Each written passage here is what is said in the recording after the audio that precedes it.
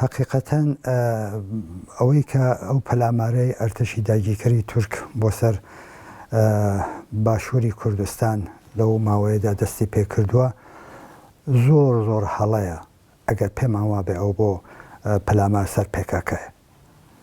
ئەوە لە واقعدا بەهۆی ئەو ئاڵوگۆڕانە کە لە ناوچەکە هاتوۆتە پێشەوە، بەهۆی ئەو وەزعیەتی شێواویە کە هەیە بەتایبەت بە دوای شەڕی ئوکرایندا و تەقابل و بربەرەکانی زلهێزەکانی جیهان لەوێدا بۆ دابەشکردنی سەرلێنێ دەسەڵاتی خۆیان لە ناوچەکە، دەوڵەتی تورکیە بە هەلەی زانیوە دیارە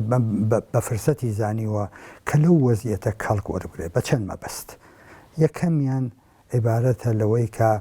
لەو کێشمە کێشانەی ناوچەییدا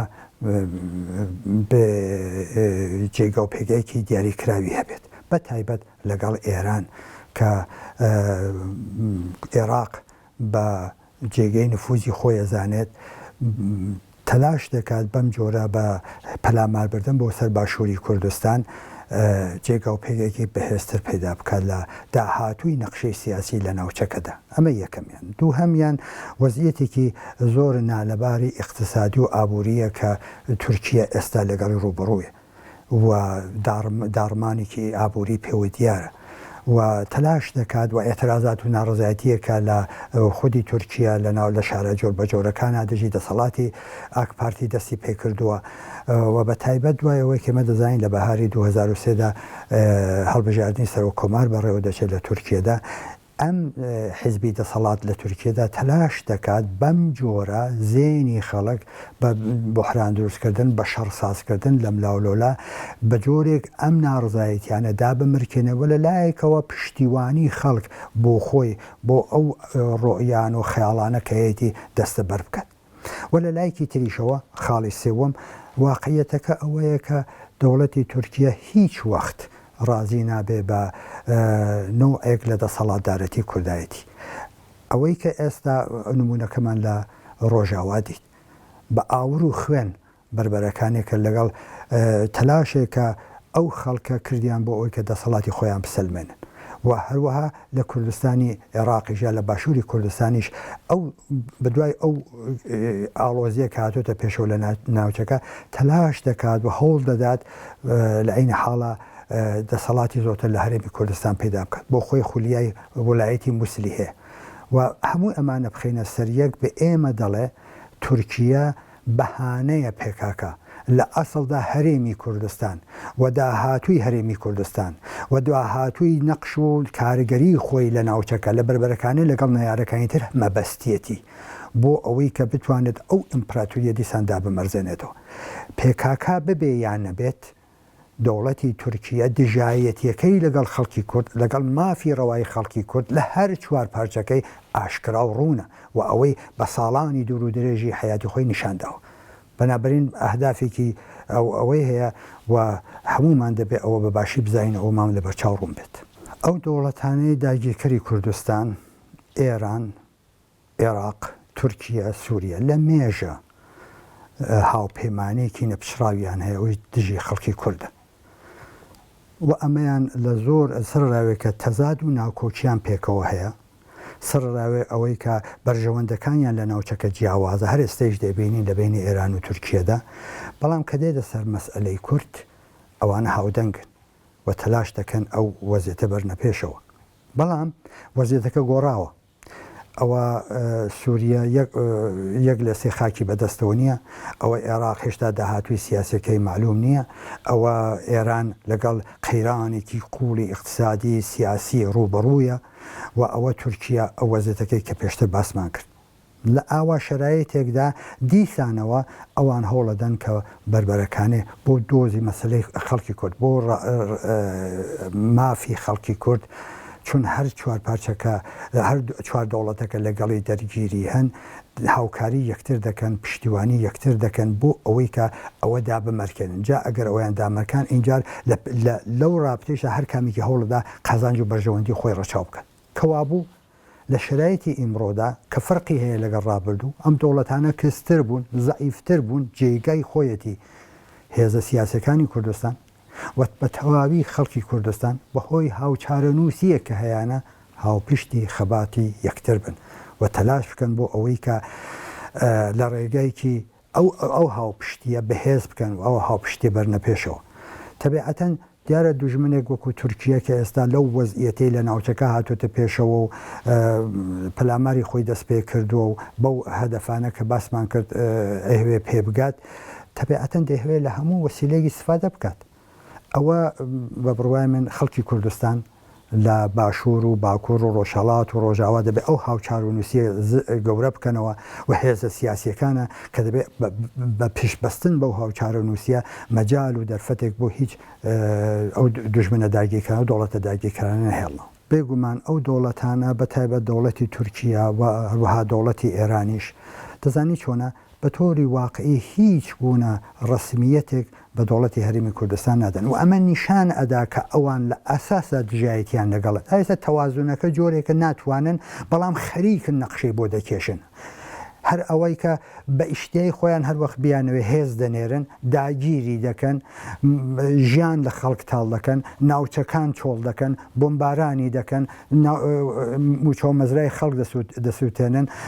حیوانات و ئەوانەی خەڵک لە بین دەبن. هەمووی ئەمانە بە ئێمە دەڵێ کە ئەم دوو دەوڵەتە و ئێستا دەوڵەتی تورکیا هیچ گونە مافێک بۆ دەوڵەتی هەرێمی کوردستان حکوومەتی هەرێمی کوردستان دانانێت. ئەمە ئاشکرایە و بۆ ئەو کارێش دەستی ناپارێزێت لە هەموو شێوەی ئیسفادە دەکات وەکو ئێران لە هەموو شێوەی ئیسفادە دەکەن بە ناو هێزە ئۆپۆزیسیۆنەکان لێرا و ئەویش بە ناوی پێکاکاوە ئەو جنایەتانە بەرنە پێشەوە و ئەو جنایەتانە بکەن. بەڵێ دەنگۆی ئەوەی هەیە کە لە گازی شیمیایی و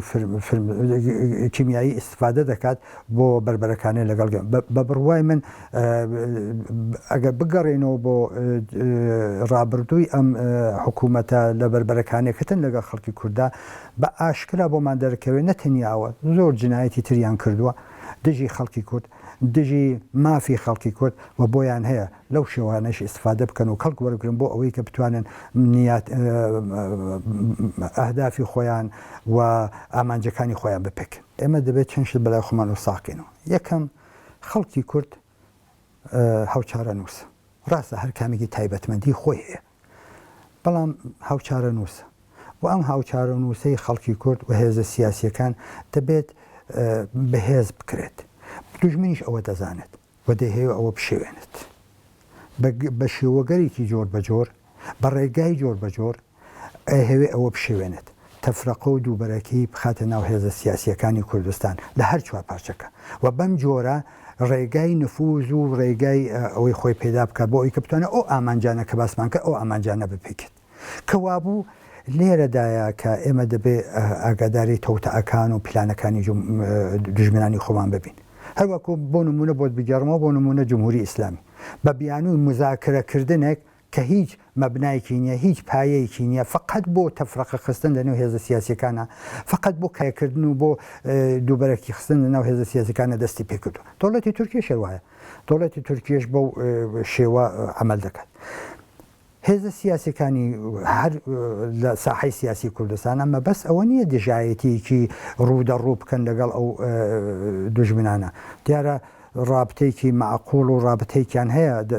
بەپێ تەوازنی قوای کە ئێستا وەزەتی سیاسی تەوازن قوای کە هەیە لە ناوچەکەدا بەرقای دەکەن، بەڵام ئەمە نابێت بە زەرەری هێزێکی تر بشکێتەوە، بە زەرەری بەشێکی تر بشکێتەوە، وای لێ بێت کە بەشێکی تر لە خەڵکی کوردستان زەرەری تیا ببینێت. بۆیە ئینتزار دەڕوات هەموو هێزە سیاسیەکانی کوردستان بە هەست بە مەسئولیەت، بە هەست بەوەی کە خەڵکی کورد لە هەر چوار پارچەی کوردستان هاوچار و نووسن و هەست بەوەی کە دوژمنمان یەکێکە، هەست بەوەی کە دەوڵەتانی داگیرکە سەر ڕاهێر تەزات و ناکوچیان دژی خەڵکی کورد و دژی خۆشمانن و بە تایبەت ئێستا دەوڵەتی تورکیا دژی هەرێمی کوردستانە و بۆ پاکردنەوەی هەرێمی کوردستان خەریکە نەخشەدا دەڕێژێت. بەنابراین جێگەی خۆیەتی هەڵوێست بگرین و بەو ئەندازەی کە شرایطی سیاسی مەجالەدات، بەو ئەندازەی کە هاوسەنگی هێزەکان ئیجازادات مەجالێک نەهێڵێنەوە کە دوژمن بتوانێت نفوزی تێ بکات و ئەحیانە بتوانێت خەڵکی لێ وەربگرێت. بەش بە حاڵی خۆم پێم وا بوو کە جێگەی خۆی بوو کە ئەوە میدیایی و ئەوانە نەکرێتەوە و ئینتزارم ئەوە بوو کە لێکۆڵینەوەی زۆتری لەسەر بکرێت تا ئابۆ شێوە میدیایی بکرێتەوە و وەکو دەستکەوت چاوی لێ بکرێت. بەرحاڵ ناتوانم زۆر واردی جوزیاتی ئەو مەسئلەیە بم، فقط بە گشتی دەمێ ئەوە بڵم کە دوژمن لە هەموو شێوەی ئیستفادە دەکات بۆ تجارەتی لەگەڵ منیش مافی خۆمە بۆ بربەرەکانەیە لەگەڵ دوژمن لە هەموو کەرەسەیەک لە هەموو ئیمکاناتێک ئیستفادە بکەم. خەڵکی کورد کاکە داگیرکەر نییە، پەلاماردەر نەبووە، نییە. تۆ چاو لێ بکەن لە ڕۆژاوە، لە باکوور، لە ڕۆژهەڵات، لێرە لە باشوور، ئەوە خەڵکی کورد هەمیشە دفاعی لە خۆی کردووە. ئەمە دەوڵەتانی داگیرکەر بوون پەلاماریان هێناوەتە سەری. لەکوێدا ئێوە بیستوتانە کە خەڵکی و پەلاماری شوێنێکی تر بدات، ملەتێکی تر، خاکێکی تر، شوێنێکی تر بدات. ئەوەی وا هەمیشە لە تاریخیشاوا بووە، ئێستاشی لەگەڵ بێ هەراوایە. دەیکە واقعاً کێ حەز بە شەڕ دەکات؟ خەڵکی کورد کوا خوازیاری شەڕە، خەڵکی کورد بە سەریادا سەپاوە شەڕەکە. و بۆ ئەوەی کە بەسەریا بۆ دیفاع لە خۆی لە مافەڕەواکانی خۆی دەی لەو لە هەر کەرەسەیەک پێویستی بێت بە لازمی بزانێ بە نسبەتی شرایط و هەلومەرج خەڵکی لێ وەردەگرێت و ئێمە دەبێت ئەوە بە شتێکی بەڕەوا و بەرحەق بزانین.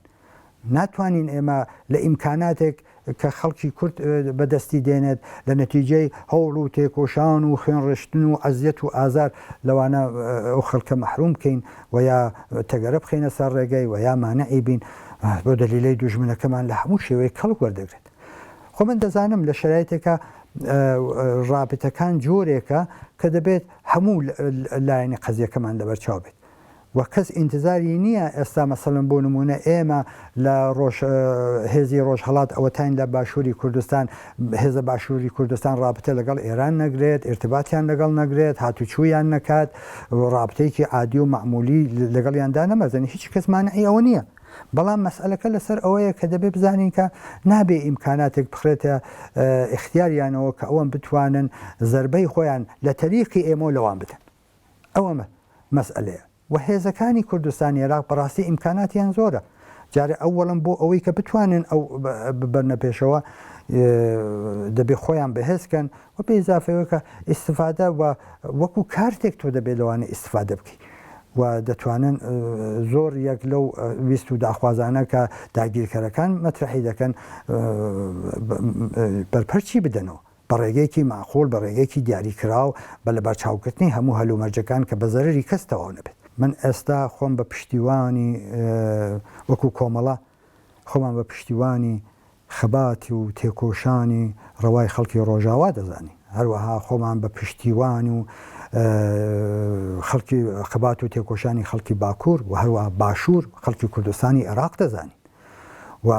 ئەوەی وا پێمان وابێ پێویستە مەسلحەتی ئەوانە بۆ بەهێزکردنی بزوتنەوەکەیان بۆ بەهێزکردنی هەوڵ و تێکۆشانیان بۆ سەلماندی مافەکانیان دەبێ بیکەینەوە ئەرکە لەسەر شانمان. دیارە ئەمە بە هەلومەرج فەرقەکات لە شرایطا فەرقەکات من چۆنی بکەم ئەوی چۆن بیکاتوانە، بەڵام یەک ئەسڵە بۆ ئێمە کە ئەم هاوچار و نووسیە دەبێ ئەوانی بەرینە پێشەوە. من وەکو کۆمەڵە بە هیچ جۆرێ نابێ لەسەر حسێبی خەڵکی باشووری کوردستان کارێ بکەم کە تووشی عەزیەت و ئازار بن و خەباتەکەیان تێکۆشانەکەیان بە حاڵ و دوو وەڵا تووشی مشکل بێت. ئەمن وەکو کۆمەڵە موازەفمە یاری دەربم. ئەمە وەکو کۆمەڵە موازەفم کە پشتیوانیان بم. ئەمە وەکو کۆمەڵە موازەفم ئاسانکاریکەم بۆ ئەوەی کە خەڵکی باشووری کوردستان بتوانێت ڕاحەتتر ئاسانتر مافەکانی دەستە بەرکات و بیباتە پێشەوە. بەڵام ئەمە چۆنی دەکەم بەستە بە هەلومەرجە، چۆنی دەبەمە پێشەوە و چۆن ڕچاوی دەکەم. بۆیە بە بڕوای من ئەسڵی دەگەڕێتەوە بۆ سەر ئەو مەسئلەیە کە ئێمە جارێتە تاکیدی لەسەر دەکەمەوە. دوژمنانی ئێمە دەوڵەتانی داگیرکەری کوردستان سەرڕای هەر ئیختلافێ بیان بێ کە هەیشیانە بەرامبەر بە یەکتر بۆ دەسەڵات پیداکردن لەسەر ناوچەکە و بۆ بەهێزکردنی خۆیان، بەڵام بەرامبەر بە خەڵکی کورد ئەوە یەک دەستن. ئێمە پێویستە بە ڕێگەیەکی معقوڵ هەڵسەنگاندنێکی دەقیق تێبکۆشین بۆ ئەوەی کە ئەو هاوپشتی و هاوخەباتی خەڵکی کورد بەهێز بکەین. پێش هەموو شتێک ئێمە ڕاگەیاندێکمان دەرکردووە وەکو کۆمەڵە لۆ ڕاگەیاندنا سەرڕای تۆزیحی مەسەلەکە ئەو هێرش و پەلامارەمان محکوم کردو و هەروەها داوامان کردو لە هەموو هێزە سیاسیەکان محکومی بکەن و داوامان کردووە لە هەموو خەڵکی ئازادی خواست بە هەر شێوەیە کە بۆیان دەکرێت دژی ئەو پەلامارە بن چ لە دەرەوەی وڵات ئاکسیۆنی ئێترازی بۆ ڕێخن و تێبکۆشن کە سەرنج و بیرڕای گشتی بەرامبەر بەم هێرش و پەلامارە ناڕەوایە بۆ سەر هەرێمی کوردستان کە ئەرزم کردی مەسئلەکە پێکاکا بەهانەیە ئەوە بەگوێی دنیا بگەێنن لەبەردەم سفارەتخانەکان و لە کۆنسۆلگەریەکان و